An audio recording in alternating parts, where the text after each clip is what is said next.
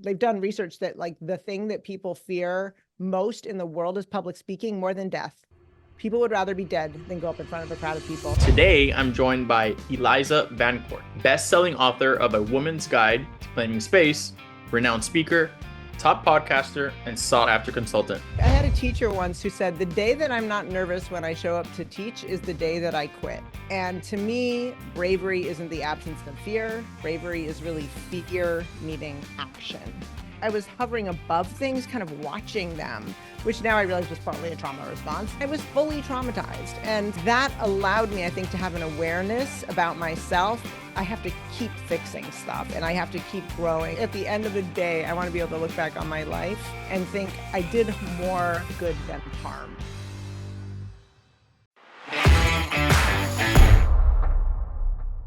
What's going on, everyone? My name is Alex Quin, and you're tuned in to another episode of the Hussle Inspires Hussle podcast. Today, I'm joined by Eliza Vancort, best-selling author of A Woman's Guide to Claiming Space, renowned speaker, top podcaster, and sought-after consultant. What's going on, Eliza? I'm so happy to be here. Thank you for having me, Alex. Of course, I'm super happy. We just for clarity's sake, we tried doing this 2 weeks ago and we both had technical difficulties, but we wanted to bring this episode to life and we did. Here we are. Okay, you're being so generous because it was my technical difficulties, but thank you for throwing yourself under the bus for my benefit. I love it. That's very kind of you. Yeah. So how's the new year treating you so far?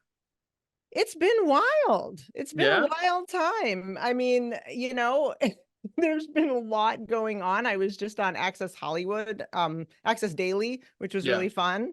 And I've been traveling like crazy, giving talks.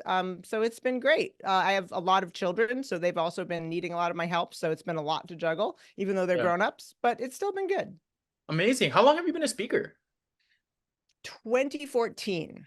Since 2014. Okay, so you have some time being a speaker. That's great. Yeah. I began my speaking like 2018. I started doing events around the United States, and then I got to go overseas a bit. And man, it was good. I got nervous every single time, but once I was up there already, I kind of like clicked into my character. But it takes a lot. So congratulations on that. Congratulations on your book. I know it's no easy work to do either of those things. So my respect. Thank you. Yeah, I mean, I gotta say that I had a teacher once who said, the day that I'm not nervous when I show up to teach is the day that I quit. And I agree with that. I get nervous every time. Everyone says, there's no way you're nervous, but I'm always nervous. But I always think, this means I care about this thing. It means it's important to me. So that's good that I'm nervous. It's just my body's way of telling me, like, you're invested, do a good job.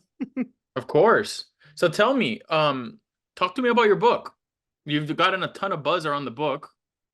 How'd that come to be? Did you always think you wanted to be an author, or is that something that came out of left field? No, not at all. I mean, I always loved writing. So I went to school for political science, but I then ended up leaving law school, and I ended up becoming an actor in New York and then teaching acting for 20 years. So I wrote a lot of plays, but really the book was birthed because of my childhood in many ways. My mother, when I was 4.5, became paranoid schizophrenic, and she kidnapped me 3 times, took me across the country by truck, from truck stop to truck stop to truck stop, from New York to California. And what happened on that trip made me really start to conflate invisibility with safety. I thought if I could be invisible, I would be safe. And of course, being invisible isn't safe, it's dangerous. And so my whole life was sort of a struggle to claw my way out of that need to be invisible. And then eventually I had a head injury while I was teaching, and the process of rebuilding my communication combined with my life really watching how different people claim space and how they could do it effectively and how other people don't kind of came together. And I wanted to share what I learned with the world. And so I contacted all these experts, did a lot of research, and wrote the book. And I'm thrilled. I mean, it's really resonating with women. I get letters all the time, emails. It's really beautiful. Not many letters. People don't really put paper in the mail anymore, but definitely emails. I would definitely love getting a letter more in the mail than an email, right? Like kind of more personalized. Oh yeah, especially because you only get bills in the mail now, and it's completely depressing. You never like, oh, I can't wait to look through my mail. Whereas in the past, back in Yeah. the day, you might get For an real. actual letter. Yeah, for real. So claim your space. This is the name of your podcast, Hmm. right? Talk to me. Unpack claim your space for me. What is the messaging behind claim your space? Well, I mean, claiming your space means living the life of your choosing unapologetically and bravely. And to me, bravery isn't the absence of fear. Bravery is really fear meeting action. And I Yes. wanted to, yeah, I mean, because, for me, there's been nothing I've done in my life that has been worthwhile that hasn't scared the heck out of me. It's terrifying doing a new thing. But Yeah. to me, it's not about the fear. You don't need to let the fear guide you. I scare very easily, but I don't back down very easily. And so I really decided that it was important to write this book. And then I had all these women who I talked to, experts that I'd interviewed. And I thought, you know what? I want to amplify those voices. That's part of my message in the book. And so I started just doing this podcast and people loved it. And so I just kept doing it. And the women, the stories, I mean, some of them are really fun. I just interviewed we're about to drop season 2, and this woman, Katie Goodman, is just amazing and funny, and she's a comedian. But I also interviewed a woman who did research on what happens to Black mothers when their unarmed Black relatives are killed by the police. So it's a huge range, and it's just women really sharing their stories. And I believe our stories have value and power. Um, at what age, Eliza, did you realize that you needed to overcome some of the challenges or things that came with some of the traumatic experiences you had as a child? There's a real age. I mean, I think I always felt I was weird. I have this really vivid memory of sitting after I'd been kidnapped on the last time. I was sitting in kindergarten, and this little kid next to me opened their lunchbox and started crying, really crying, like heaving, crying. And I looked at them and I said, "What's wrong?" I thought maybe they were remembering that their aunt had died or something. And they were like, I don't remember what it was, like some kind of cookie. And I looked at them, and after everything I'd been through, I thought, how, like, I'm weird. Like, I can't imagine that bothering you with everything that I've gone through. I just can't. And Yeah, fucking cookie for real. right. I was like a fucking cookie for real. Exactly. I was like, seriously, dude? Like, I just spent time in Oakland in foster care. I was kidnapped. Like, what cookie? And so I always kind of felt like I was hovering above things, kind of watching them, which now I realize was partly a trauma response. But my father made a really good decision, and my stepmother, which was to put me in massive therapy really early. I'm probably the most therapized person you will ever meet. And I think that They did that good. They did yeah, good. they did a good job. And I needed it. I mean, I was fully traumatized. And so that allowed me, I think, to have an awareness about myself.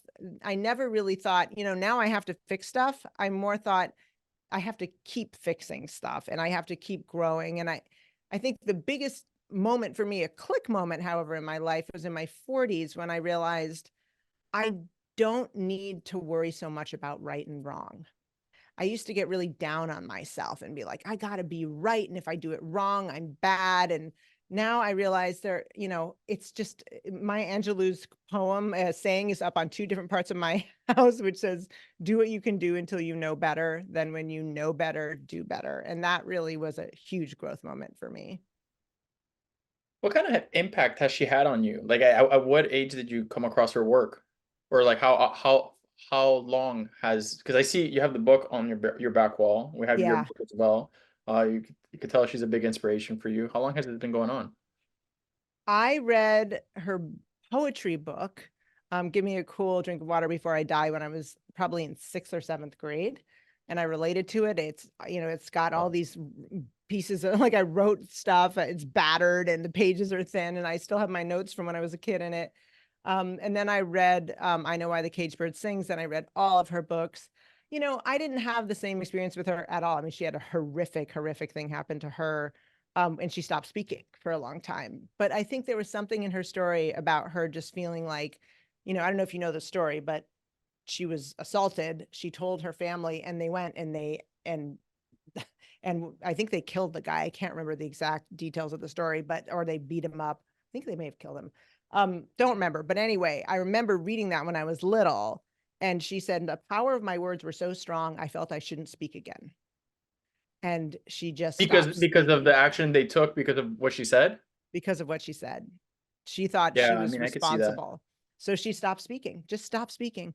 And eventually she started to speak again, but it took her a long time. And I related to that feeling of like, if I put myself out there, I'm going to get crushed. I could do damage to myself or someone. I just got to be small. I got to be tiny.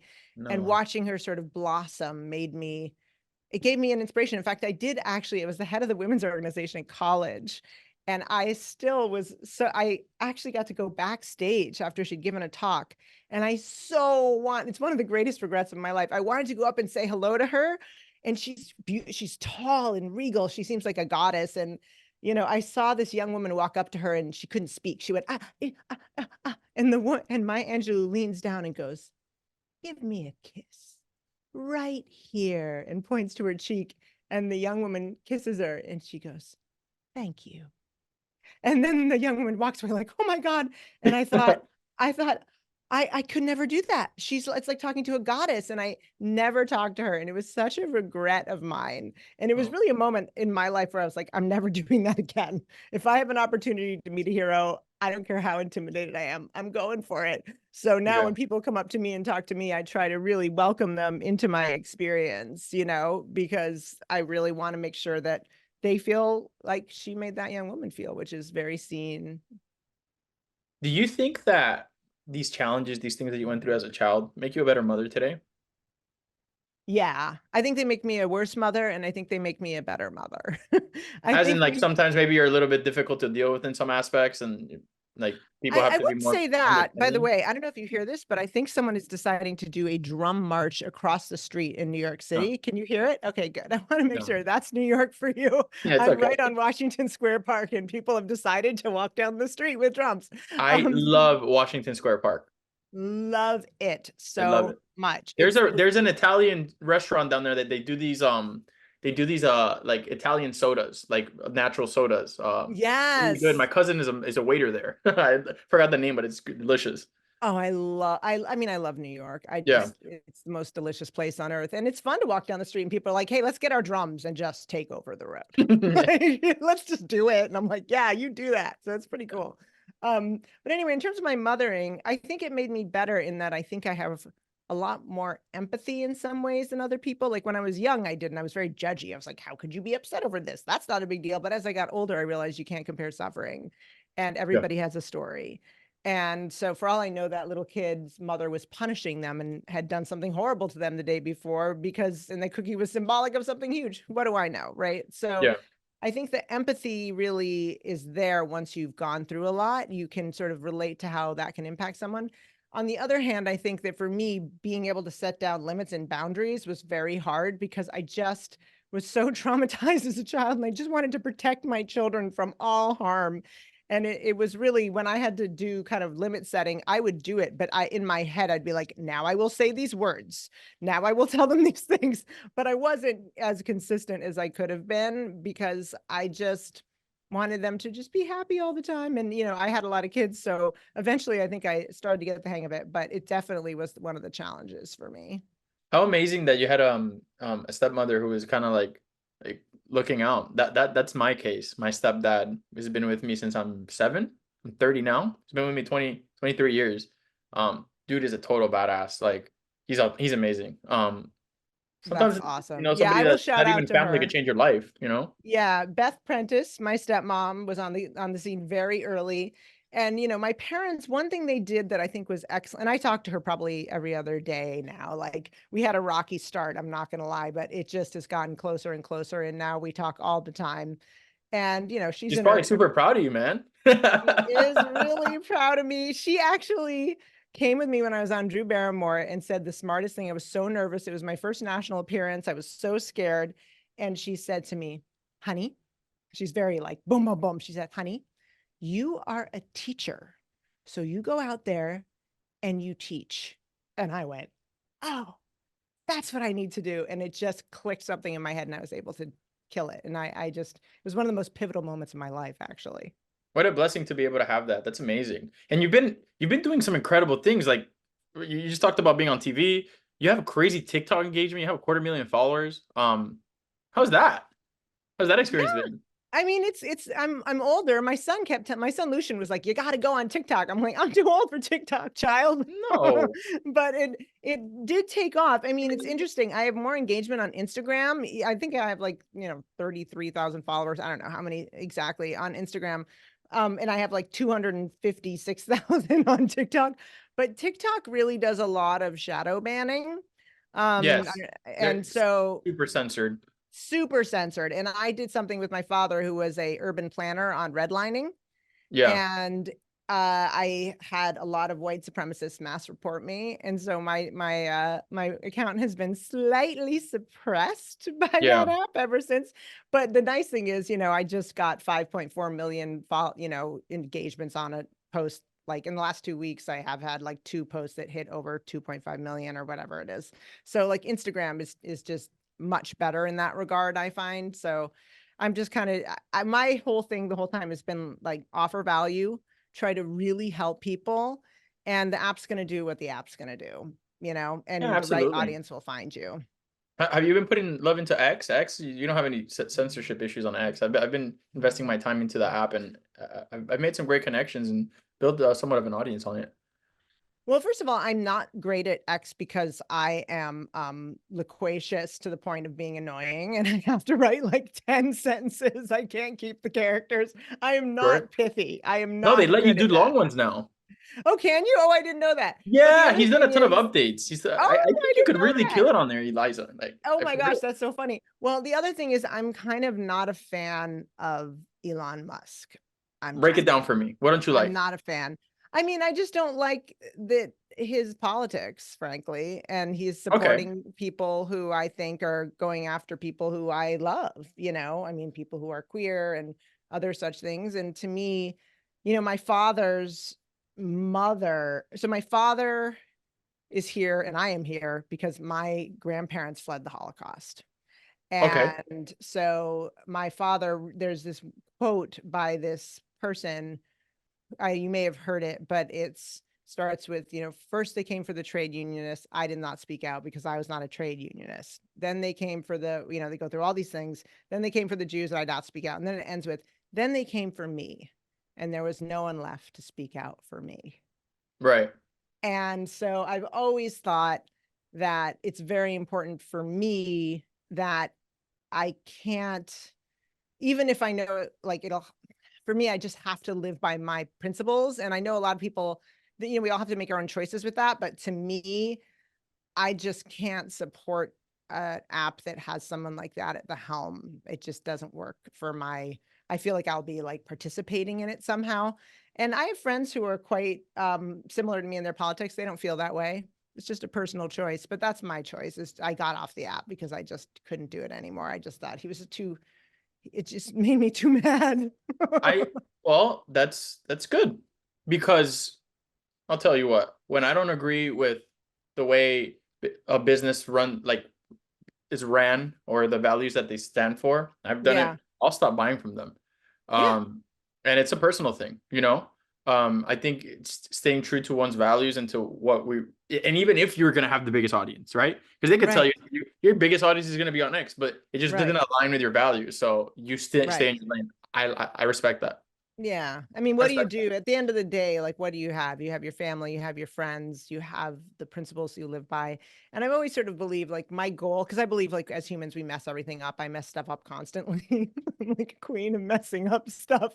But I Yeah. kind of feel like at the end of the day, I want to be able to look back on my life and think I did more good than harm. So Yeah.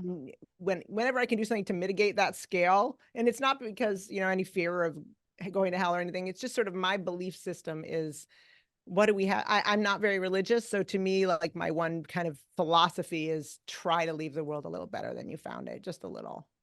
You say you're not very religious. Does that mean that you're not necessarily tied to a religion, but you believe in a higher power or not at all? I'm totally giving this to my parents, by the way. They're gonna laugh. So, well, I grew up in a massively atheist family. And Okay. I remember, so when my ex-husband, who I'm still very close with, is a Baha'i. And I was like, the Baha'i faith has some good ideas. Like, for I've never heard example, of that faith. oh yeah, it's actually one of the biggest, fastest growing religions in the world, Okay. global religions, but most people have not heard of it because Okay. Okay. there aren't a lot of religions, so the one up doesn't mean that much. But it's a really interesting religion. It believes that all the prophets that came up until this point are legitimate prophets, and their prophet Baha'u'llah is the latest prophet. And Okay. it's a pretty big religion. But one of the things they say is that humanity is like a bird. And if you have women and men on both sides, it's obviously old school because it's not talking about different genders, but humanity's like a bird. And if one wing is too strong, the whole bird doesn't fly right. And Right. I really believe that with like, all the isms, like, and it doesn't just hurt the person who's the target of the ism, it hurts all of us. And so anyway, I told my parents this, and my parents were like, "You're not getting religious on us, are you?" Like, we would be so disappointed. Where did we go wrong, basically? Like, Yeah. and so I think I'm kind of agnostic. I don't believe that I can like prove there's not an elephant in this room. Like, how am I gonna, like, unless I turn around and I touch it, how am I gonna know, right? Who knows? I I hear can't you. prove it and I can't disprove it. So I'd say I'm more kind of like, I don't know. But my parents are very much like, there is no religion. The only religion is be a moral person, make the world better. So Well, yeah, that's so I pretty would say I'm not sensible. very religious. Don't be an asshole is pretty sensible. It's pretty much don't be an asshole. Yeah, try not to be an asshole. Is there this their motto? I actually joke that like the religion I really believe in is the Force, but then everybody thinks I'm like a nerd, which I am. I totally believe if there's one thing out there, it's the Force. I used to try to move stuff with my mind when I was younger, and I may just once in a while still try. But the whole idea that like we are putting stuff out there all the time, and like we don't want to give into the dark side. We want to try to fight it as much as possible. Yeah, honestly, I think that whatever we believe in, as long as we focus on putting out good, um, that in itself is a spirituality, and looking out for ourselves, looking out for our family members, making sure everybody's good, everybody's sound. Um, Yeah. that in itself is, I don't know, you could call it a religion, you could call that morality, what you could call it, but Yeah. where things go south is where people, when people don't have these values and they have no Yes. big thing to look up to, and they're kind of lost out there creating problems in the world. That's when things get a little bit crazy, because there's a bunch I of religions. Everybody's gonna believe where they're gonna believe. Who the hell is right? We don't fucking know. If I'm right, you're right. we do He's not fucking right. know. We just That know is that we got to so be true. good. We got to be cool, and we got to keep things like, we got to respectful and clean. I gotta say, I'm so happy you're swearing because I've been on a lot of podcasts and I never know if I can swear. And I'm Italian and like my people swear like truckers. So I'm always like, can I say fuck? I don't know. Like, so now you drop some bombs. I'm like, I'm good. I actually was, when I was on Access Daily or whatever it was last week, was it Access Hollywood or Access Daily? I have a chapter in my book called Crazy Feminist Bitch, and they told me that the censors would only allow me to say bitch one time. So I had to figure out a way to talk about the chapter, but only say bitch once. It You was say so, biatch. I say like crazy feminist biatch. Okay. All right. Yeah. The host was like crazy feminist, woohoo, which with a B. And I was like, I'm not sure I'm gonna be able to say that every time. So Yeah.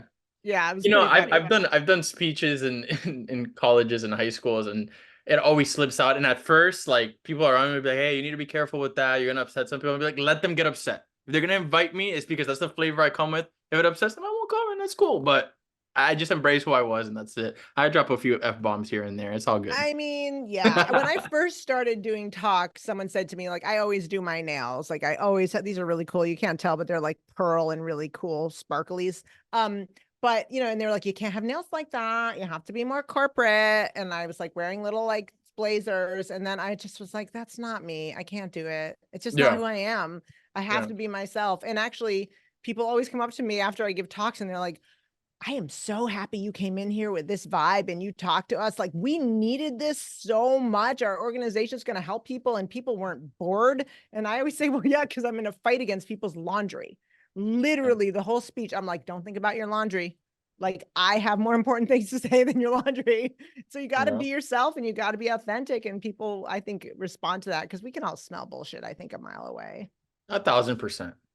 So, what advice would you give to someone who has experienced a life-altering event and is struggling to find their path forward?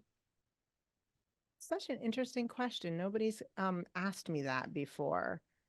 Um, I guess to me, the people who do best in life are the people who don't fear failure or fear it, but do stuff anyway. And they fall on their face a lot, or they just had something bad happen to them and they're on their face. And there are three responses to being on your face. One is you never get back up again. One is you get back up again, but you're kind of like paralyzed. You're like treading water. You don't move forward. You're just sort of living-ish. Being And the careful, yeah. last one is, yeah. And the last one is you get up and you're like, what have I learned? What can I do differently? You know, was there something that was really valuable about this? What can I do again? What should I never do again? And I think life is going to throw you these curveballs, these horrible, painful curveballs. But if you can take them and learn from them, I think that's it. And then the other little bit I would say about that is that I think we need to stop telling people to get over things. You know, people will always say, oh, don't worry, you'll get over it. Someone told a guy I know who just lost his mother, you'll get over it. I'm like, if he gets over his mother dying, he's a sociopath. Like, you're never going to get over Fucking your mother dying. answers that. You go get Yeah, over it. you'll get over it. It'll be fine. No, Wow. yeah, no, your rest of your life, you're going to miss your mother. And so for me, the way that I Jesus. think about, yeah, it's nuts, it's bonkers. But to me, the way I think about it is like we have these boulders that fall on us, like to use another analogy. And what our job is to whittle them down and whittle them down and whittle them down until they're like little pebbles in our pockets. Yeah. And we carry those little pebbles with us. And when things are hard, we touch them and we go, oh, I've been through this. I can do this again. I can get through this. Or, oh, I remember what I learned from this. Or, oh, I really miss that person. What would they have said? Mm. So we don't get rid of these painful things. They just become like our little tiny memories and our lessons that we carry with us. And then I think if you can do that, then you're going to be okay. So obviously everything that you're describing here makes part of your teachings, makes part of your book, makes part of your overall messaging. What were the most rewarding and challenging parts of your writing process? Well, I have ADHD Okay. pretty badly. So one thing about ADHD is that you actually can hyper focus for a long time. I am massively neurospicy. In fact, my editor once Neurospicy. I am neurospicy at hail. So I said to my editor once, I was like, I'm not, do you make everybody write this much? Because, you know, she's like, okay, get this much done by this time. She's like, no, it's just because of your ADHD. You just like can pound out so much stuff that like I just am kind of taking advantage of that. I'm going to be honest. And I was like, Okay. okay.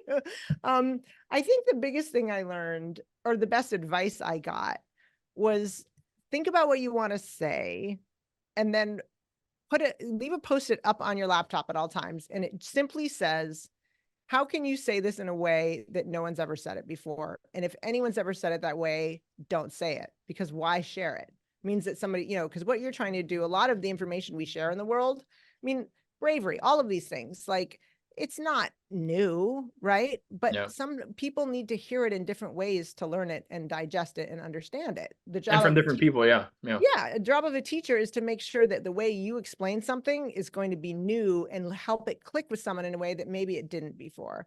And that was really important to me. So for example, embracing our inner crazy feminist bitch, like that chapter is really about don't let people silence you. You're allowed to get angry. You're allowed to be sad. You're allowed to have opinions. You're allowed to advocate for others. These are kind of boring concepts in some ways, but if you look at like the history of what we've done to people who have defied these things, then it becomes interesting. And so I think for me, that was it. And then also knowing when to set limits and tell your editor, like, I can't write that much. I need a Yeah. break. I ask you because I'm on my third book. It's a lot of work. My first book is it's called The Digital Marketing Dictionary. So I realized that there was no print digital marketing dictionary. Not the first thing people look for, but as an owner of a marketing agency, you know, I have this podcast, but my main business is a marketing agency. So I wanted to be I want to have my publications. I noticed a gap in the market. I created it. And then I went ahead and said, you know what, I'm going to do a series. In between starting the series, I had 2020 happened. And I was at home. Everybody was home. Everybody was stuck. We all thought we were going to die, the whole thing. And I started reading a lot. And And I was like, damn, there's so many kids at home right now who probably could be using an interactive book, something that, give them good positive messaging. And I created a children's book with my business partner. It's called Polo's Day at the Park. Found it on Amazon online. And it teaches the values of respect, no matter who you are, no matter who you're with. It has a coloring book, it has games, it has activities. Crazy process, took us forever to finish. I think doing a children's book is harder than doing a textbook. Tell you, like, it's very visual based, right? And you have to make sure it's easy to understand, easy to digest, that it rhymes, that it hits all the checkpoints that parents are looking for. And now I'm on my third, which is called the Digital Marketer Survival Guide. This is a textbook, okay, right, a little bit under 300 pages. I have finished it. We're going through the last round of edits. Right now, we're working on graphics and promotions and PR, and it's a hell of a job, because it's not like, I mean, at least for me, it's not like, okay, I'm gonna treat it as a job, and every day I'm gonna sit down and write. Every day I'm not ready to write every day. Right.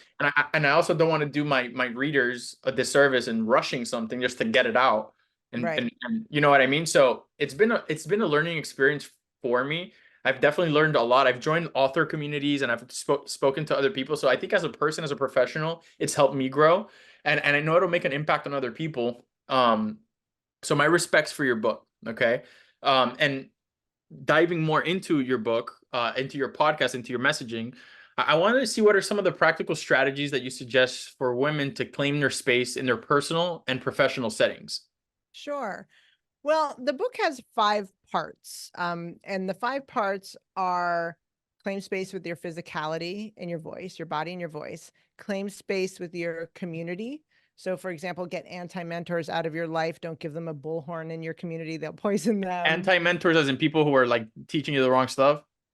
No, an anti-mentor is I mean, an anti-mentor is somebody who should be your greatest supporter, but they end up leaving you small, diminished, off balance. They tend to be like a coach or a parent, somebody who knew you when there was a big power differential, and then you kind of get older and they still see you that way.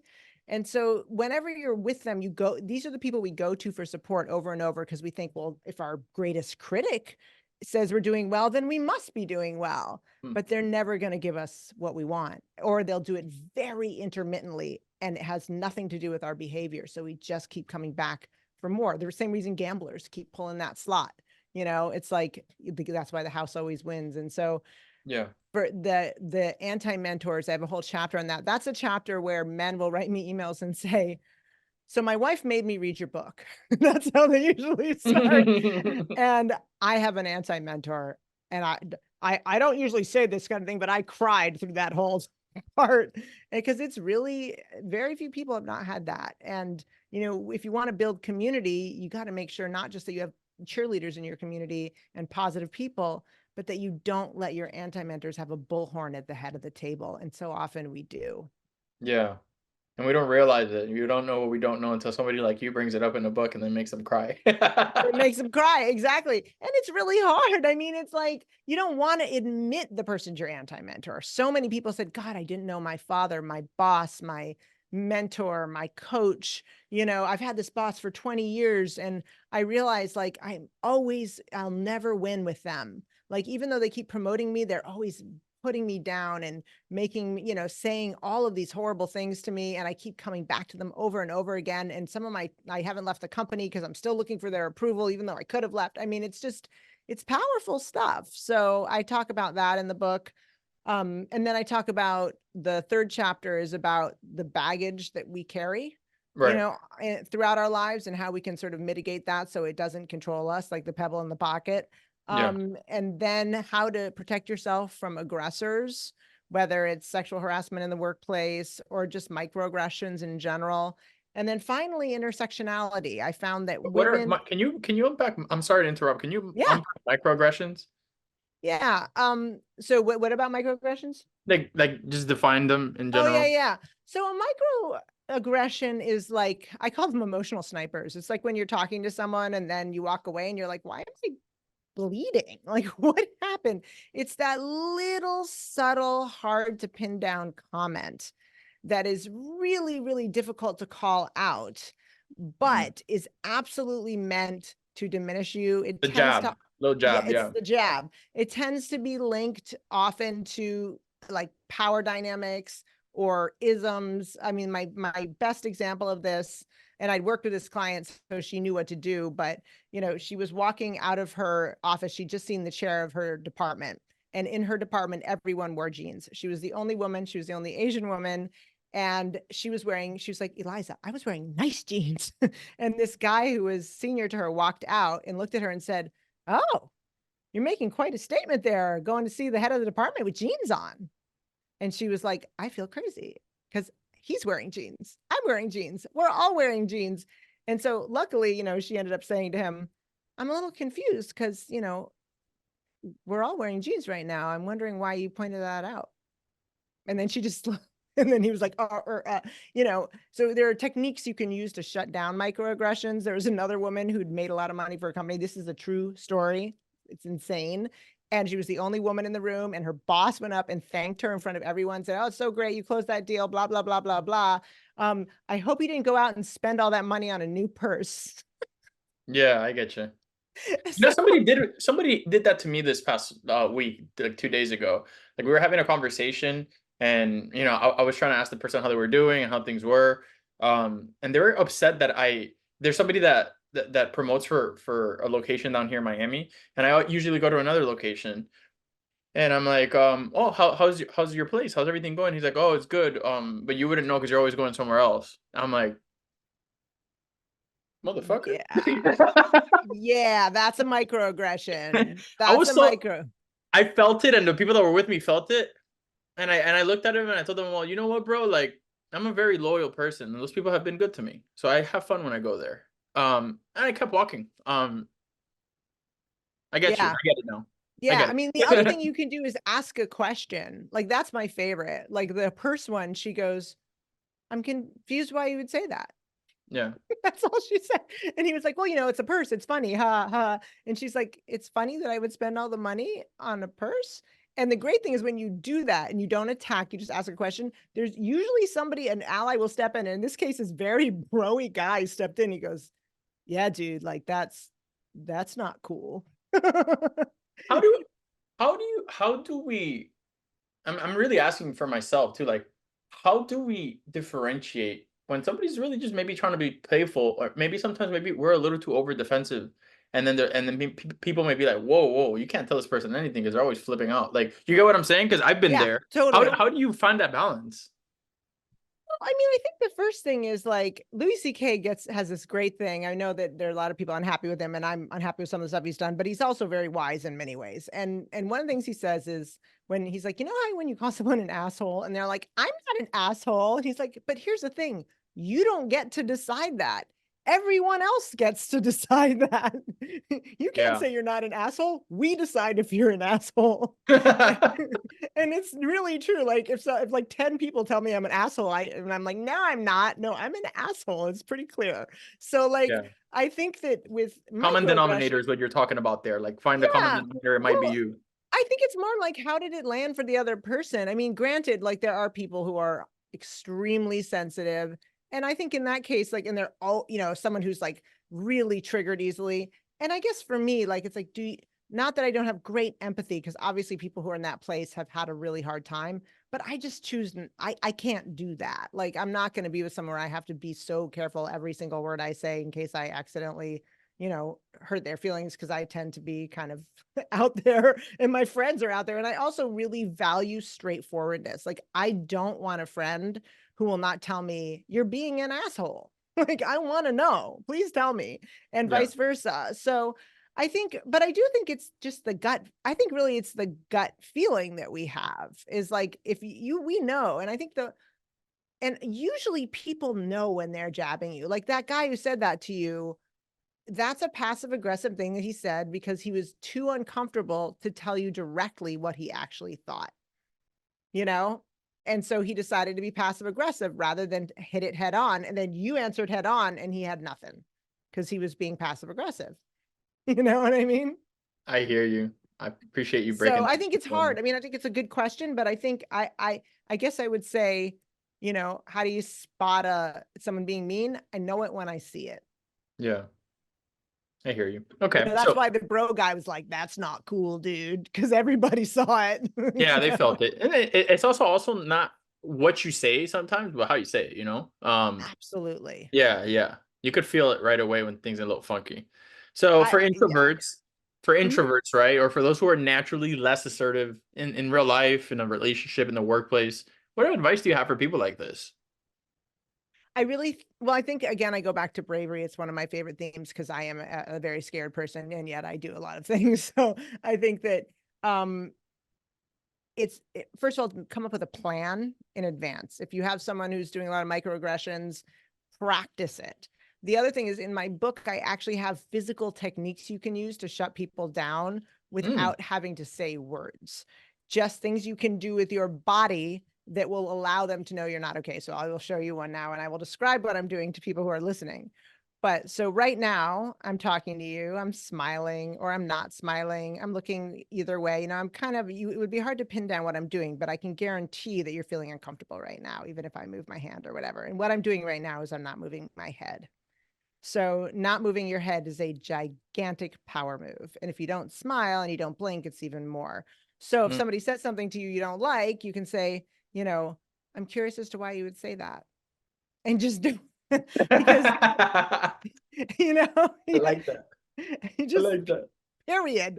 And just don't move your head, you know, because what we do as humans, which is really nice, is we affirmation nod. We go, uh-huh, that's something I had to learn when I was on the news not to do, is to constantly affirmation nod because you bob your head on the screen, you know, Gotcha. and you don't want to do that, right? You got to kind of be a little still on the news or else you look like you're bobbing your head. But Yeah. you want to affirmation nod a little because you're trying to tell people, yes, tell me more. I want to hear more. But when someone's being a jerk to you, you are in no way obligated to be like, yeah, you're a real jerk. I want to keep it coming. I'm going to keep on affirmation nodding for you. Just keep your head still and let them know. And so there are a lot of physical techniques you can use that I talk about in the first chapter, the first part of the book, the first 1/5, about really how to shut people down if you're nervous without having to say, I'm shutting you down. You And know I who's think, great at that? Russell Brand. interesting. Okay, tell me There's more. I recommend whenever you get a chance on YouTube, you'll find videos, compilations of people like trying him. He'll either do like what you should have said, or he'll straight up ignore what they said and just like he didn't hear them. You know what I Yeah, mean? Or he'll look away, or while they're talking, he'll look somewhere else and like not give them the attention that they want. And like you see the people's reaction, and a lot like most of the times it does work for him. So I'm glad that you have that in your book. That's very valuable because we don't a lot of the times we don't prepare for adversity in communication. absolutely not. And that's so funny you added that in because that is considered a high playing behavior, not looking at someone. That's Yeah. why when you're really like you're pissing off your parents, you know, then they're like, look at me when I'm talking to you. Look at me. And you're like, no, I'm not gonna. Like, that's a power move. You're supposed to look at the people when you respect them. So Yeah. to not look at someone is to say, you know, I don't need to talk to you. I have better things to do than deal with this. Sorry. Yeah. You know, so it's a power move. Whereas like looking at someone and nodding your head and affirmation nodding is like, yeah, I hear you. I really hear you. It's a lower playing behavior, which you want to do at certain times. I'm glad you taught me that. I learned something new today. Okay. There's a So lot of real cool stuff like that. Yeah, I mean, I could go on and on about that. That's really my juice. Like all yeah, that well, stuff for is so if you're listening juicy. right now and this is something that heavily interests you, go on the show notes on whatever app platform you're listening on, or go to hustleinspiresussle.com/podcast and find our episode. You'll find our book, you'll find our socials, you'll find everything we talked about here. But Eliza, you have a background in acting, Mm-hmm. in writing screenplays and all this stuff that you mentioned. How does this experience contribute to your current role as an author and as a speaker? When you come out there and speak, are you in character? Do you feel like that background helped, you know, form you into who you are today as an international speaker? Yeah, yeah. I mean, I actually didn't write screenplays. I just want to be clear. I wrote plays. You wrote But plays. My yeah, bad. My bad. just because I never want people to be like, oh, tell me about your Where's screenplay. the screenplay I'm like, I don't at? have one. Sorry. I am producing a film right now called Stationed at Home, which you can Google.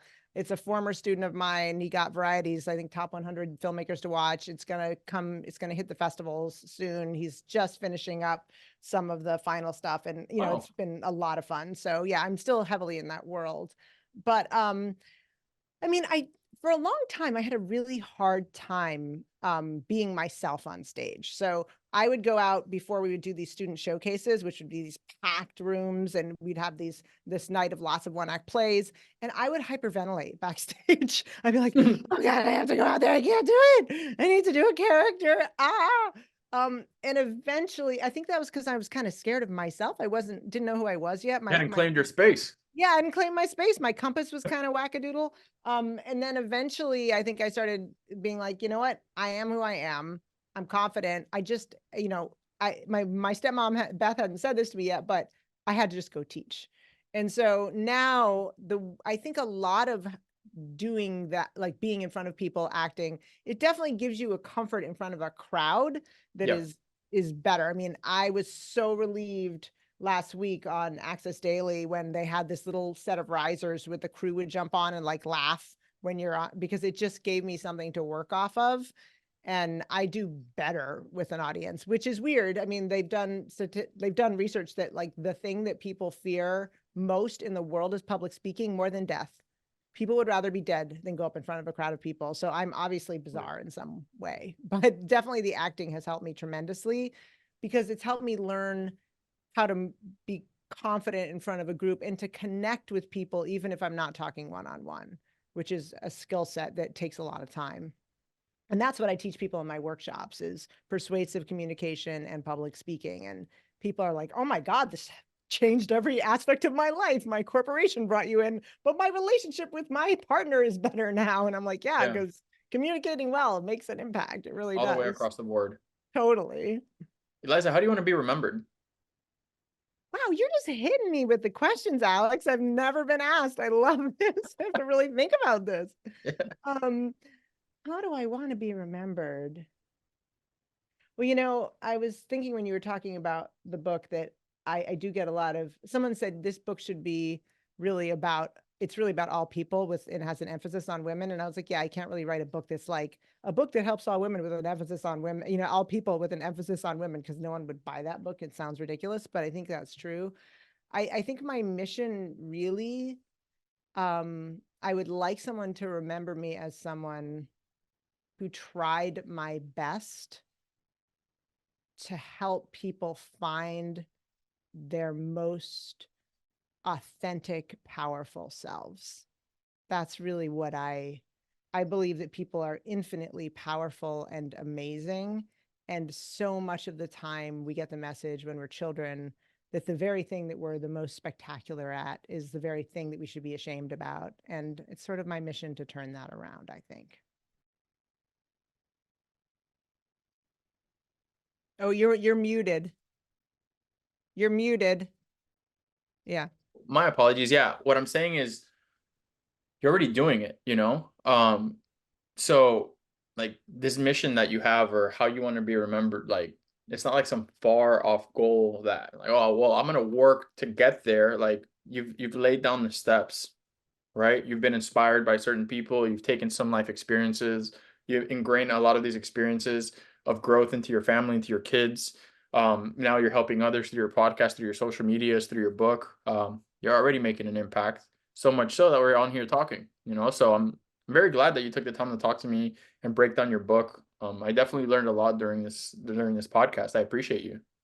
Thank you. I appreciate you too. You've been one of the funnest, if not the most fun podcasts I've ever been on. You've actually pushed me to think about things.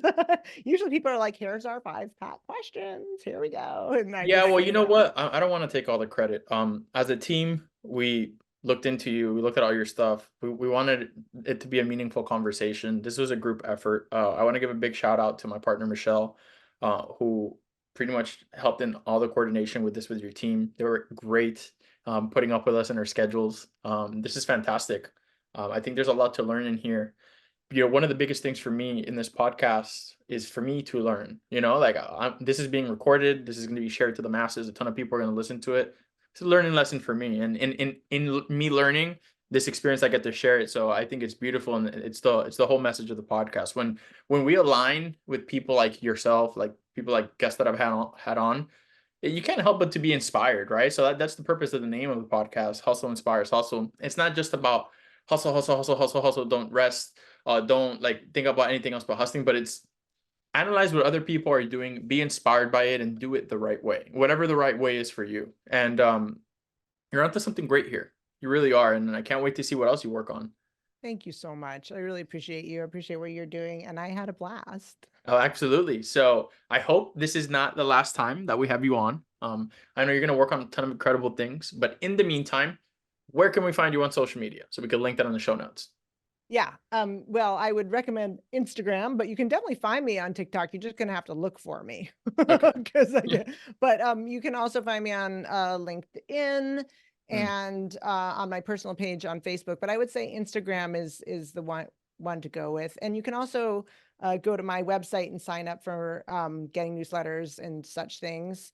So that's Oh, also a good. great way to stay in touch. It's elizavancourt.com.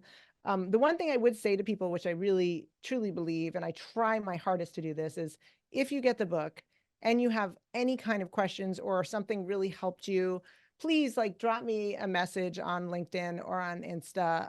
I just, or, you know, and if I don't answer, tag me in a comment and say, because sometimes like it gets lost in the filters. And Yeah. just tell me because I'm thinking about what book I'm going to do next. And I'm really trying to get feedback from people. And I like helping people. So if there's something I can help you with, you know, I like to do that. That's why I'm here. That's why I'm doing this. Alrighty, y'all, you heard it. This is Alex Quin, Eliza Vancort, Hussle Inspires Hussle podcast. Catch you on the next episode.